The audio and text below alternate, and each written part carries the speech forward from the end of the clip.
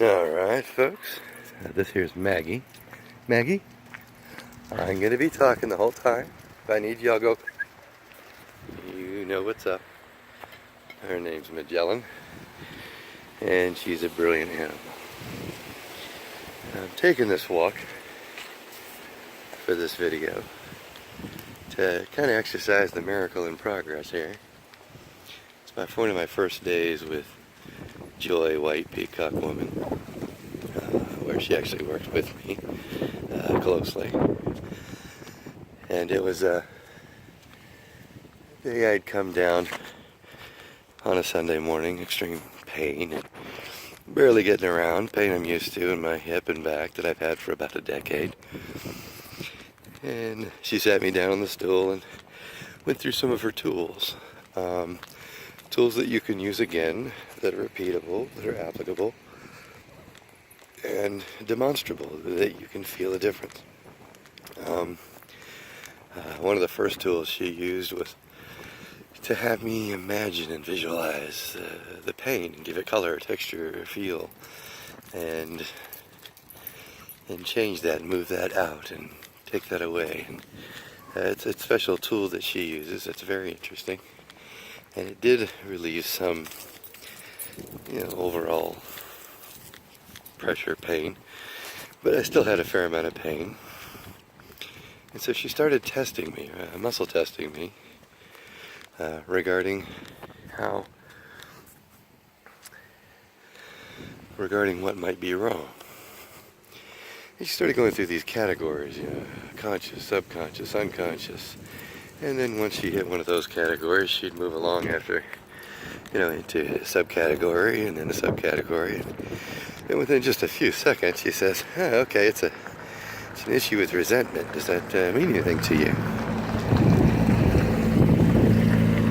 Anyway,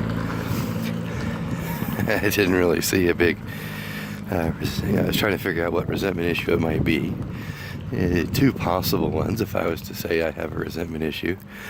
But the first thing I had in mind was just challenging the issue and saying, well, how could you possibly hold onto my arm for a few moments and tell me that's causing the pain in my hip? Now, mind you, you're dealing with someone who's worked in surgery for 28 years. I worked in pain clinics and pain process for a good part of that career. I spent the day before and probably the next day assisting with pain injections, even drawing up the medications for it. As I'm a surgical technologist, I help process and make those things happen. Anyway, and not only that, I've had many conversations with, MDs of pain that do that and treat that for a living, regarding my own pain and regarding other issues. I had a neck injury at one time that I did not have stuck with a needle because I wanted it to heal. Anyway, point being,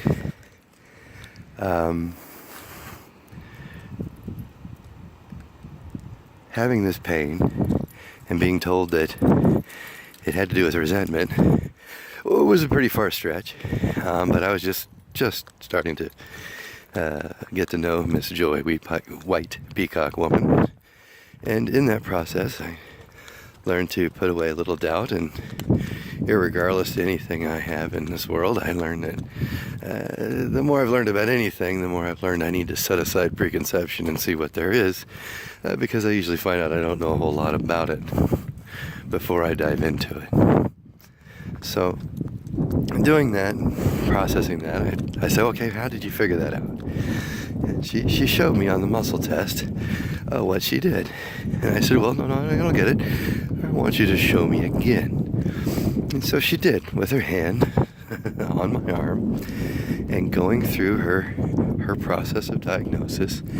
And after a while, I could clearly see, going through category after category, that there were a few muscle fibers in my arm that did respond to stress or a stress and respond to let those answers be. And she went through them like 4 or 5 times in succession and getting the exact same answer, category, subcategory, subcategory, subcategory every time. which was rather impressive. So I said, okay, well, I am seeing a response to that and to that answer. And I was amazed and impressed how quickly she was able to validate and quantify what she was doing and how she was getting that response.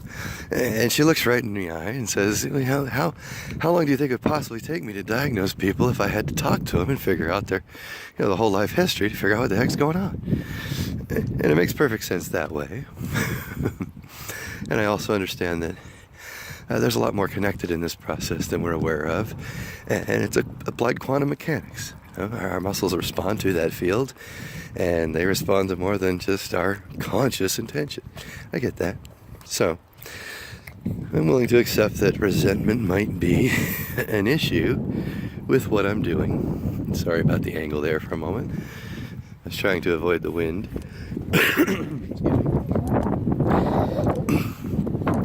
So I go out, and she takes me outside to sit me in a lawn chair.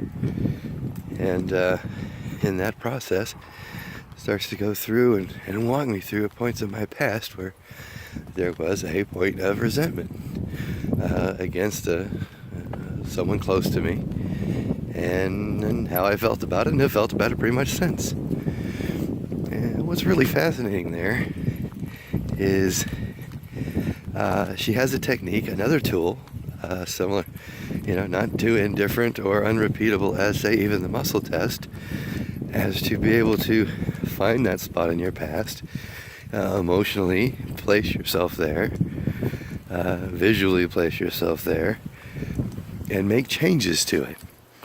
Now, I even started to challenge this in the middle of the process, and at one point she's like, you know what, just let this float and see how it works out first before you start, picking it apart. No, I said, okay, all right, she's right. I wanted to test this a little more and see what's going on, and the truth is she even explained it better before she got back into it by saying, your brain is a wet computer. Everything you have is a memory file, and as a memory file, like any other file, it can be rewritten. So if you go back and place yourself emotionally and visually into that place, you can write the file the way you choose for that moment, and it actually changes the programming afterwards. Now, it's kind of like a video game going back and doing a reset, way back to a previous save, which is needless to say impressive and amazing. But the truth is our brains are in some ways a wet computer, and in many ways apparently files can be rewritten, because we did go back to that place and did give me a better view, outlook, a way of processing that moment such that it didn't have any resentment, didn't have any pain even then in that back time, and somehow managed to shift, in her words, shift my timeline, which is impressive, such that I no longer had the resentment issue. Now, as we decided the pain, this gets fun. As we decided the pain in my hip was related to this resentment issue and my back, I was asked to sense how I feel about that now, how I felt about it now in the current time after I've changed it in the previous time and rewrote the file. And shit, the pain's gone. The pain went away. This is stuff I've had for over a decade. Pain I've had for a long time. Pain that's outridden pain I've had when I had surgery. I had surgery twice, and twice I stopped taking pain meds the second day because the pain in my hip or my toes was more impressive than the pain in my surgery site, so why bother? I'm used to that. I do apologize for the wind. But anyway, the pain disappeared. And it hasn't returned. I can still feel the spot in my hip, and if I tweak it the right way, I can almost get it to a 10. But I've been walking around with a steady 60, 70 out of 100 of pain for a long, long time. Sometimes where I get to a 90 to where I could barely move, barely function. The hardest thing for me was like walking around a big department store or a Sam's Club. And the reason I'm doing this video, walking around with Magellan, the most amazing dog in the world, is an example, because I wouldn't have taken this walk or certainly let her lead me on the long route, which, as you can see, she's obviously done. And I have no pain. And I am more thankful than you can imagine. And once again, you don't necessarily need a study that's past peer review or another double-blind study to prove something to yourself, in that I'm experiencing no pain.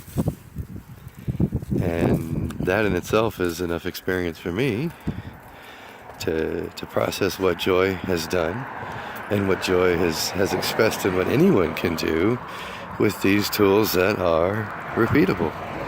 I can see how I can use that tool that she showed me to cure over a decade's worth of back pain in an afternoon, folks. I hope you're getting the importance of this. Can also be used for almost any other situation in your life that you want to go back and have a different opinion on, which is pretty impressive.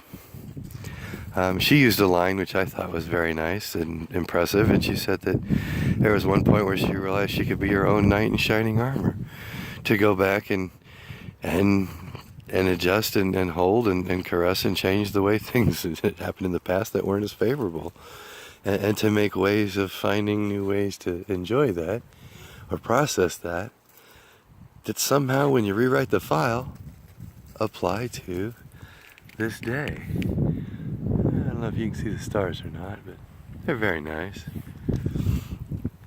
So I'm taking a nice long walk, feeling the earth, which is another story, and having no pain in my hip,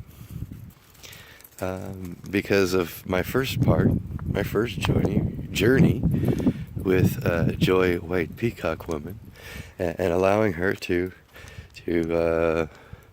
say, let me try this tool with you and see if we can't help you with your pain. And like I said, I've worked in surgery for 28 years. Had you told me the week before, or the day before, an hour before, that I was going to be cured of my back pain over 10 years because of an emotional issue that I'll work through within the next couple hours,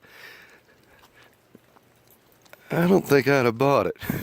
But when you experience it, you kind of feel a little bit differently about it. This is probably not the best video, but I like to walk the dog at night. She likes to walk at night. It's safer. And Lord knows she doesn't need a leash. She's too intelligent for that bullshit.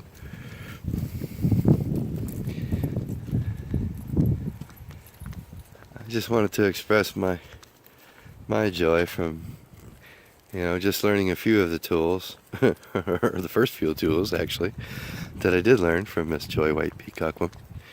And part of my journey from learning more about, how we do interact with this moment, this time, this life.